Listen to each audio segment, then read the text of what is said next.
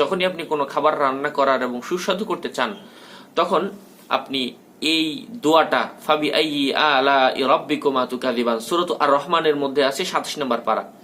তো এই সূরাটা হয়তোবা অনেকেই পড়েছেন, এই আয়াতটা হয়তোবা অনেকেই জানেন, কিন্তু এটার ফজিলতটা জানেন না। তো এই আয়াতটা আপনি যখনই প্রতিদিন তো এমনিতেই পাঠ করবেন, আবার যখন আপনি যে খাবারটা সুস্বাদু করতে চান ওই খাবারের মধ্যে 7 বার ওযু সহকারে পাঠ করে যদি ফু দিয়ে যাকে খাওয়াবেন সেই বলবে না খাবারটা সুস্বাদু হয়েছে, যাকেই বলবেন সুস্বাদু হয়েছে বলতে বাধ্য হবে ইনশাআল্লাহ।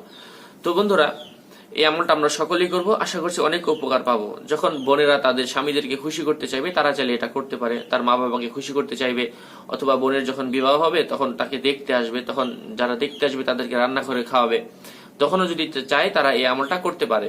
অথবা বেশি মানুষের রান্না, কম মানুষের রান্না, ছোট বাচ্চার রান্না, সকল ক্ষেত্রে তারা এটা ফু দিয়ে যদি খাওয়ায়, আল্লাহ তাআলার রহমতে তাদের রান্নার স্বাদ বেড়ে যাবে ইনশাআল্লাহ।